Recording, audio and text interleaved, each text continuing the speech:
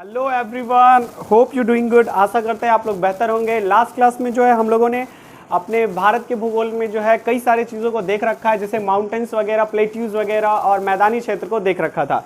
Last class में जो है द्वीप छूट गया था। द्वीप मतलब वैसे आइलैंड्स होते हैं जो चारों तरफ से जो है पानी से घिरे होते हैं। मैंने आपको पहले प्रायद्वीप बताया था। प्रायद्वीप वो होता है जो पानी से तीन ओर से घिरा होता है। और अभी जो हम लोग पढ़ रहे हैं वो अभी हम लोग द्वीप के बारे में पढ़ने वाले हैं। और द्वीप क्या होता है? द्वीप वैसा एरिया को बोलते हैं, वैसा लैंड को बोलते हैं जो चारों तरफ से जो है पानी से घिरा होता है। तो हमारे भारत में जो प्रमुख द्वीप है हम उसके बारे में पहले स्टडी करते हैं। इसके बाद जो है हम मानसून को जो है देख लेंगे, ठीक है। तो सबसे पहले हम देखते हैं जो हमारा ये दक्षिणी वाला भाग है वहीं पे जो है द्वीप बनते हैं। बाकी जो हमारा उत्तरी भाग है वो उत्तरी भाग में क्या होता है कि वो पूरी तरह से जो है लैंडलॉक एरियाज हैं, उसके जस्ट सटे हुए क्या है दूसरे देश की जो है बाउंड्री है, इसीलिए वहां पर जो है वैसे नहीं मतलब बनते हैं। और यहाँ पे जो है तीन जो है महासागर हमें देखने को मिलते हैं। ये अरब महासागर, ये हिंद महासागर और यहाँ वाला जो है बंगाल की खाड़ी हमें देखने को मिलता है। इसीलिए यहाँ के बीच में जो भी लैंड होता है और उसके चारों तरफ अगर पानी लगा होता है तो उसे हम आइलैंड कहते हैं। तो आइलैंड जो हमारे पास रह गए थे पढ़ने के लिए उसमें सबसे पहला आता है न्यू मोरे आइलैंड जो वेस्ट बंगाल में। हालांकि कई सारे मतलब आइलैंड जो है वो पूरे डिटेल में अभी मैं आपको नहीं बताऊंगा। जब हम स्टेट्स का जो टॉपिक कवर कर रहे होंगे तभी आइलैंड वगैरह को भी देखेंगे, ठीक है। तो इसमें न्यू मोरे आइलैंड जो है ये वेस्ट बंगाल में आता है। अब बस मैप में थोड़ा सा दिमाग में ध्यान में रखेंगे कि न्यू मोरे आइलैंड जो है ये वेस्ट बंगाल में आता है। कलाम आइलैंड ओडिशा जो है ये भी आपको कहाँ पे आता है? ये ओडिशा में आता है, ओडिशा वाले क्षेत्र में आता है। उसके बाद श्रीहरिकोटा आइलैंड जो है ये आंध्र प्रदेश में आता है, श्रीहरिकोटा। और आंध्र प्रदेश के बाद अगर दूसरा देखेंगे तो सेंट मैरी आइलैंड आता है जिसे कोकोनट आइलैंड भी कहते हैं और ये तमिलनाडु में देखने को मिलता है। और यहाँ पर एक महत्वपूर्ण आइलैंड है जिसके बारे में हम सब जानते हैं, अंडमान निकोबार, जिसमें आइलैंड कितने हैं? 572 आइलैंड्स जो है हमें इसमें देखने को मिलते हैं। तो ये हमारा इधर वाला यानी कि पूर्वी तरफ वाला, दक्षिणी पूर्वी वाला, इतने सारे आइलैंड हमें देखने को मिलते हैं। और इस साइड में दो ही आइलैंड है क्योंकि ये काफी सपाट एरिया है और दंतुरित है और काफी गहरा होने की वजह से जो है ना यहाँ पे आइलैंड्स जो है यहाँ नहीं होते हैं। लास्ट क्लास में मैंने आपको बताया है। तो यहाँ पे जो गुजरात में इसे हम खंबात की खाड़ी कहते हैं। खंबात की खाड़ी के बारे में आप पहले से जानते होंगे, ये खंबात की खाड़ी है, ठीक है, गुजरात में।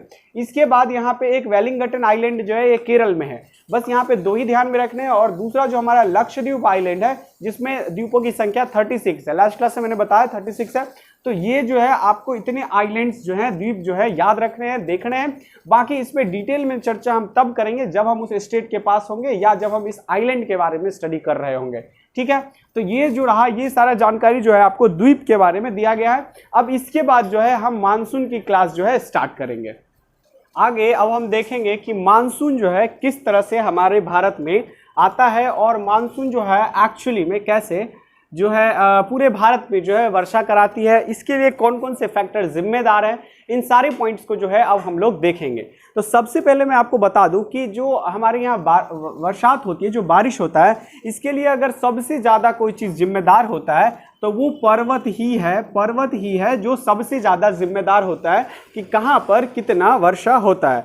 तो जो वर्षा जो हमारे भारत में होती है उसको हम तीन तरह से, तीन मतलब तरीका होता है, तीन तरह से जो है भारत में बरसात होती है। उस तीनों तरीकों को जो है हम लोग समझेंगे। उसमें अगर हम तीनों पॉइंट की बात करें कितना परसेंट में हमें पढ़ना है, तो सबसे पहला होता है कि हमें एक पढ़ना है जिसमें 80% वर्षा होती है। दूसरा तरीका पढ़ेंगे जिसमें 17% वर्षा होती है। और तीसरा जो हम लोग पढ़ेंगे वो 3% बरसात। मतलब पहले 80% वर्षा कैसे होती है भारत में उसको देखेंगे, उसके बाद 17% वर्षा कैसे होती है हम इसको देखेंगे, उसके बाद 3% देखेंगे। तो इसमें जो सबसे हमारा मेजर पॉइंट आता है बरसात के लिए, मानसून के लिए, उसमें सबसे इंपॉर्टेंट पॉइंट जो है हमें पर्वत ही देखने होंगे क्योंकि पर्वत ही सबसे इंपॉर्टेंट फैक्टर है जो बरसात कराती है। तो मैंने आपको ऑलरेडी जो है 4 पर्वत जो है पढ़ा रखा है जो उत्तर के सबसे विशाल पर्वतों में जिसकी गिनती होती है। तो वो पॉइंट्स हमारा क्लियर हो गया है, चाहे वो ट्रांस हो, वृहद हो, मध्य हो या शिवालिक हो। इसके अलावा जो भारत में हमें मुख्य पर्वत जो हमें देखने हैं, हालांकि मैं स्टेट वाइज सारे पर्वत को बताऊंगा कि कौन से स्टेट में कौन सा पर्वत आता है और वो किस लिए इंपॉर्टेंट है, किस लिए जाना जाता है, लेकिन अभी हम सिर्फ उसी पर्वत को देखेंगे जो हमारे मानसून के लिए इंपॉर्टेंट है। हालांकि इसी में जो है लगभग 70-80% जो है सारे पर्वत जो है आ जाएंगे। चलिए हम ऊपर से देखते हैं। ये रायसीना की पहाड़ी जो कि दिल्ली में है और इसी पे हमारा ये पार्लियामेंट वगैरह जो है इसी पर बने हुए हैं। तो रायसेन की पहाड़ी याद रखेंगे दिल्ली में है। उसके बाद अगर हम बिहार की तरफ देखें, बिहार में सोमेश्वर की पर्वत जो है ये रिस्पॉन्सिबल होती है बरसात कराने में। मैं आपको पूरा डायग्राम बना के दिखाऊंगा कि किस तरह से मानसून आकर इससे हिट करती है और बिहार यूपी में जो है बारिश देखने को मिलता है।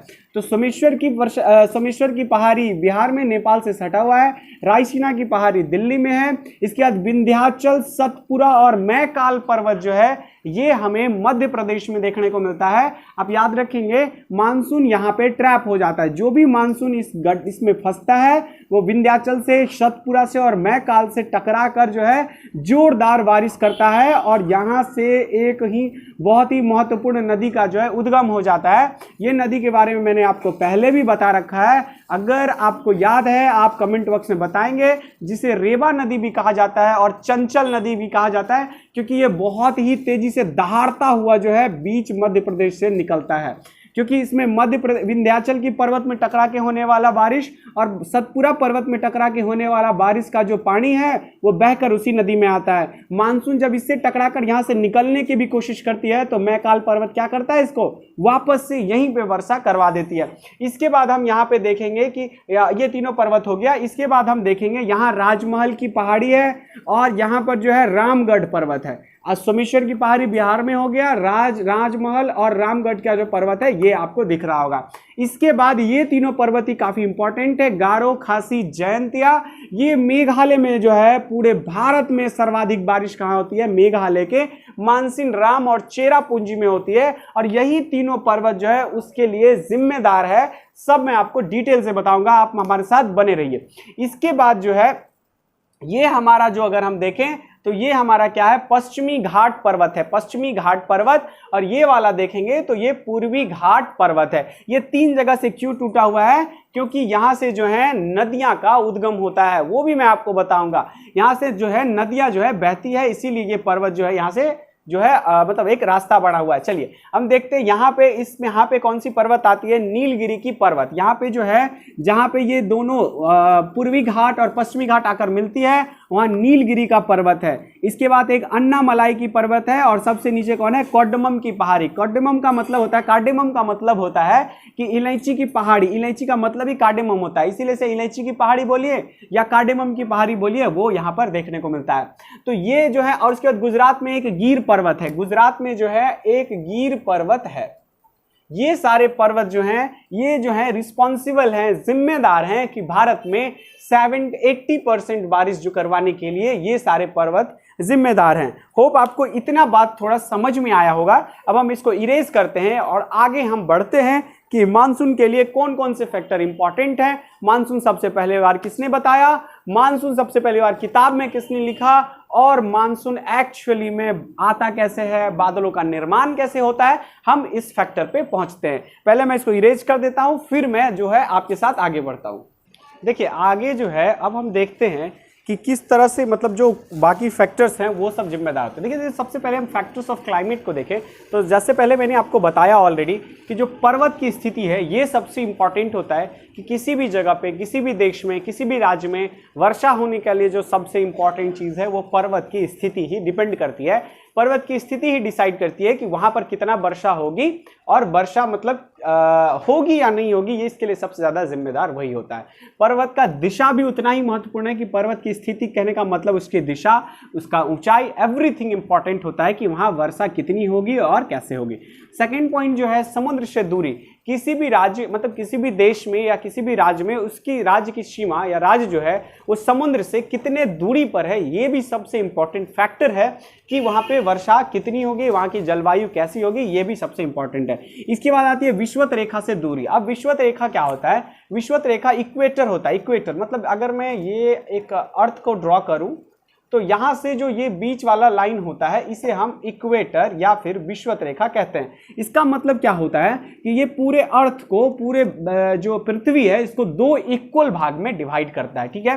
तो विषुवत रेखा से दूरी, जैसे कि हमारा देश कुछ यहां पर है तो विषुवत रेखा से कितनी दूरी है ये भी पॉइंट जो है डिपेंड करता है कि हमारे यहाँ जलवायु कैसी होगी। इसके बाद ऊंचाई, ऊंचाई मतलब उसके समुद्र से उसकी ऊंचाई कितनी ज़्यादा है ये भी बहुत इंपॉर्टेंट मायने रखता है। ये सब आपको देखने को मिलेगा। और चौथा तो मानसून बनता ही बनता है, मानसून ही पढ़ रहे हैं, जलवायु ही पढ़ रहे हैं, तो उसमें मानसून किस तरह से आता है, कब रिटर्न होता है, ये भी एक इंपॉर्टेंट चीज़ है। चलिए ठीक है, इसके बाद हम देखते हैं कि एक कुछ की पॉइंट्स देख लेते हैं कि हर्षवर्धन के काल में एक हिप्पापालस नाम का व्यक्ति था जिसने सबसे पहली बार मानसून का खोज किया। दूसरा पॉइंट क्या है, किताब में वर्णन सर्वप्रथम किसने किया, अल मसूदी ने किया। इसके बाद एक की पॉइंट छूट गया यहाँ पे, मैं आपको बता देता हूँ कि फेरल नाम का व्यक्ति था जिसने सबसे पहले बताया।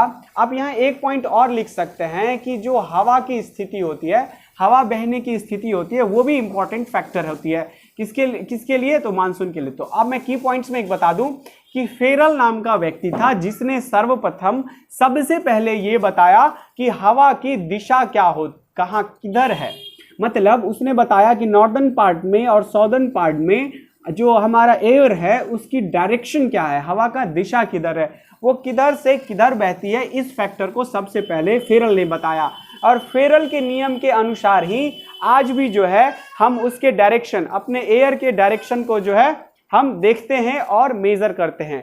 चलिए हम देखते हैं सबसे पहले कि हवा का डायरेक्शन क्या होता है, ये किस तरह से काम करता है। तो जो फेरल साहब थे उसने बताया कि जो हवा का डायरेक्शन है वो पूर्वी से चलकर और पश्चिम की ओर बहती है।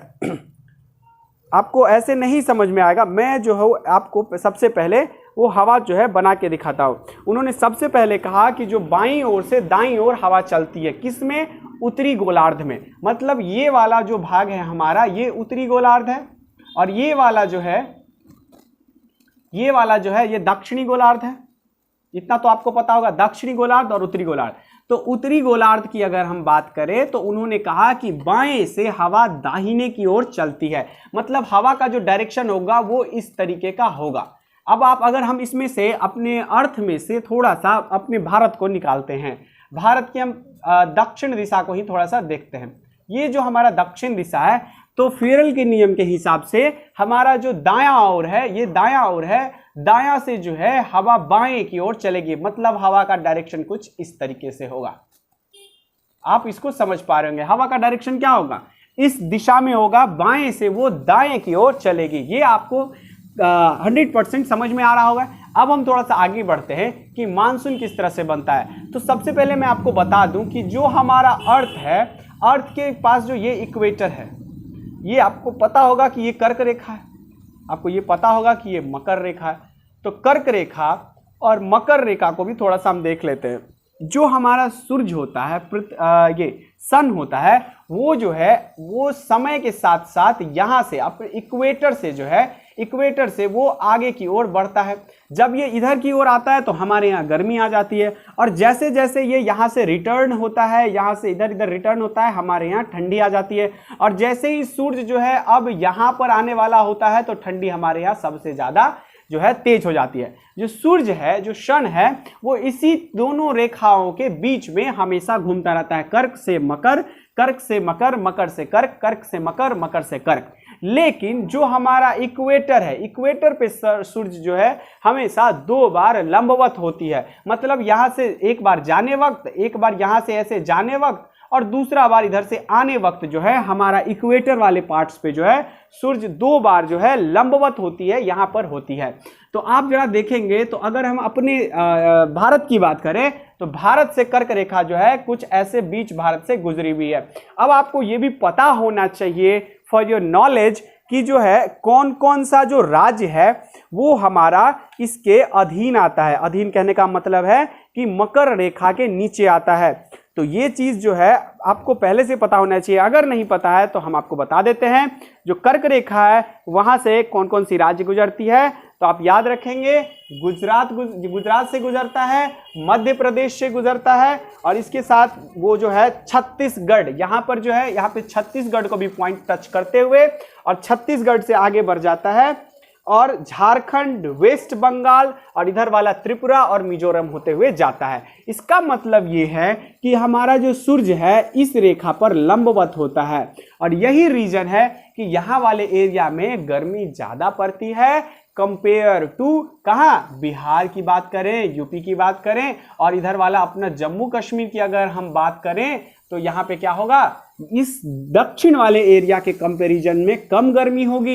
इसीलिए दक्षिण वाले लोग को आप देखेंगे वो थोड़ा काले होते हैं, और जो ऊपर हमारे इधर वाले एरिया के लोग होते हैं, जो जम्मू कश्मीर वाले एरिया के लोग होते हैं, वो लोग गोरे होते हैं कंपेयर टू दक्षिण वाले एरिया के। क्योंकि धूप जो है, सन जो है वो कर्क रेखा पर होके गुजरती है, तो कर्क रेखा से गुजरती है तो बाकी एरिया पे ये लंबवत नहीं होती है, सूरज का रोशनी यहीं से इस तरह से रिफ्लेक्ट करता है।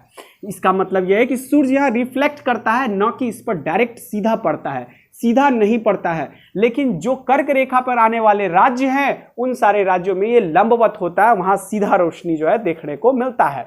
इसी वजह से यहाँ पे अब जितना यहाँ से दूरी जाएंगे उतना कम होगा। इसीलिए हमारे ऊपर में जो रशिया है, यहाँ पे ऐसे वर्ल्ड मैप में आप देखेंगे तो रशिया है, वहां सर्वाधिक ठंडा पड़ता है, वहां लोगों का आईब्रो जो है ये भी बर्फ से ढक जाता है, इतना ज्यादा ठंडा पड़ता है। क्यों? क्योंकि धूप जो मिनिमम यहीं तक आती है कर्क रेखा तक, और रशिया जो है कुछ इस तरह से यहां पर है। तो अब बताइए धूप अगर यही रहेगी, अगर धूप हमारे कर्क रेखा तक आती है फिर भी हमारे जम्मू कश्मीर में इस तरह से ठंडी और ग्लेशियर में वैसा बर्फ देखने को मिलता है, तो आप अंदाजा लगा सकते हैं कि एक तो हिमालय यहां खड़ा है धूप की गर्मी को रोकने के लिए, और उसके भी पीछे जो है रशिया और चाइना जैसे देश हैं जहां पर बहुत ही ज्यादा कोल्ड, बहुत ही ज्यादा ठंडा होता है। तो ये चीजें आपको फैक्टर समझ में आई होगी। मैं आपको एक बार फिर बताने की कोशिश करता हूं कि जो हमारा सन है वो कर्क रेखा से मकर रेखा तक ही ऊपर नीचे करता है बस। लेकिन जो हमारा इक्वेटर है यहां पर सन जो है 2 बार आती है, एक बार जाने वक्त, एक बार आने वक्त। तो इसके बीच में जो भी कंट्रियां आती हैं कर्क रेखा और मकर रेखा के बीच में आने वाले सारे देश, सारे राज्य पे धूप का डायरेक्ट असर पड़ता है, और बाकी जो भी राज्य हैं उस पे लंबवत नहीं होकर क्या होता है, उसका रोशनी इस तरह से रिफ्लेक्ट होकर जाता है। मतलब जैसे हम यहां लाइट जला देंगे तो नीचे तो एक सबसे ज्यादा प्रकाश आएगा और दूर दूर तक थोड़ा थोड़ा प्रकाश देखने को मिलेगा। उसी तरह से जो यहाँ पे सूर्य है हमारा, तो जो जहां पे वो रहता है उस सब के नीचे, जहां सूर्य यहां से यहां जो मूवमेंट करता है उसके नीचे वो लंबवत होती है और बाकी राज्यों में थोड़ा थोड़ा जाता है। यही रीजन है कि हमारा नॉर्थ पोल और साउथ पोल दोनों में हमको क्या देखने को मिलता है, बर्फ वाला एरिया देखने को मिलता है। तो होप आपको ये पॉइंट क्लियर हुआ होगा। तो अब हम वर्ल्ड से थोड़ा सा निकल के भारत की तरफ आएंगे। तो भारत में हमें क्या देखने को मिला कि कर्क रेखा पे जब सूर्य आती है तो हमारे यहाँ गर्मी का मौसम होता है, और गर्मी के मौसम में क्या होता है अब हम इसको समझेंगे।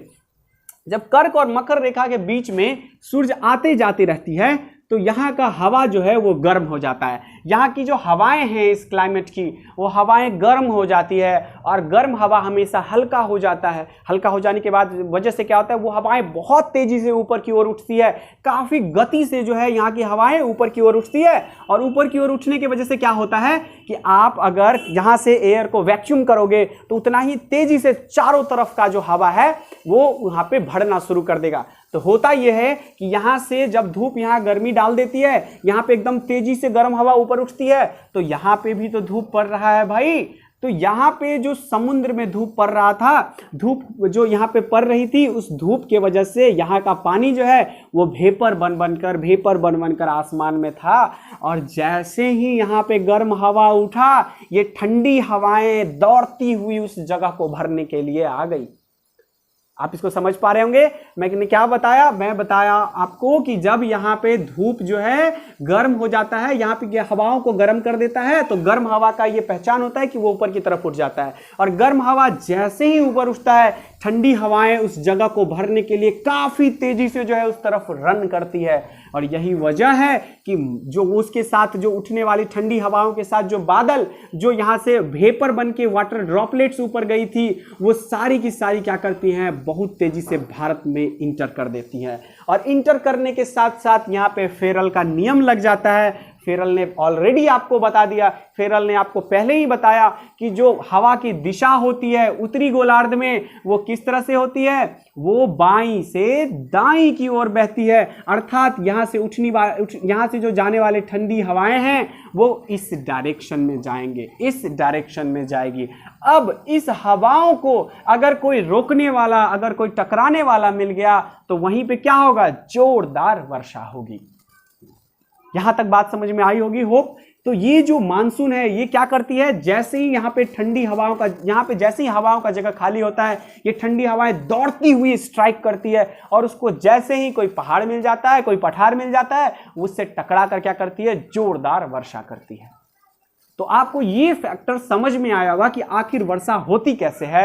वर्षाएं वहीं जाकर क्यों होती है जहां पे ये पर्वत होती है। आपको ये फैक्टर थोड़ा सा समझ में आया होगा, बादल का फॉर्मेशन समझ में आया होगा, मानसून का डायरेक्शन समझ में आया होगा कि सबसे पहले वर्षा जो है कहाँ होगी। ये सारा फैक्टर आपको होप जो है क्लियर हुआ होगा। अगर इन सारे में डाउट है तो आप हमको कमेंट बॉक्स में बताएंगे कि आपको इसमें कहाँ पे कौन सी पॉइंट नहीं समझ में आई। आज जो है हम यहीं पे क्लास को रोकेंगे और बाकी जो है हम नेक्स्ट क्लास में आपको मानसून के बारे में और भी जानकारियां देंगे कि सबसे पहले बरसात कहाँ होती है, वर्षा किस तरह से कौन कौन पर्वत से टकराती है और किस पर्वत से नहीं टकराती है, यहाँ राजस्थान में वर्षा क्यों नहीं होती है, अगर ये डायरेक्शन इसी तरफ है तो बरसात क्यों नहीं होती है, जम्मू कश्मीर में बारिश क्यों नहीं होती है, सबसे ज्यादा यहाँ पे मानसीनराम और चेरापूंजी के मेघालय में वर्षा सर्वाधिक क्यों होती है, बाकी जगहों पे बारिश की क्या स्थिति है, ये सब जो है हम नेक्स्ट क्लास में देखेंगे। सबसे पहले हम 80% वर्षा को देखेंगे, उसके बाद हम 17% और फिर 2% जो वर्षा होती है ये वेस्टर्न डिस्टर्बेंस से होती है। हम आपको वर्ल्ड मैप में दिखाएंगे कि वेस्टर्न डिस्टर्बेंस से किस तरह से चक्रवात आती है वर्षा को लेकर। 17% में हम आपको दिखाएंगे कि जो लौटता हुआ मानसून होता है, रिट्रीटिंग ऑफ रेन होता है, उसके वजह से भारत में 17% वर्षा होती है और 80% बरसात जो यहां से उठने वाली ठंडी हवाएं हैं वो अपने साथ लेकर आती है। तो हमारे साथ बने रहें। अगर हमारा कंटेंट पसंद आता है लाइक करें, सब्सक्राइब करें। नेक्स्ट क्लास में हम मानसून के सेकंड पार्ट को जो है लेकर आपके साथ आएंगे। आज के लिए बस इतना ही। Thank you so much.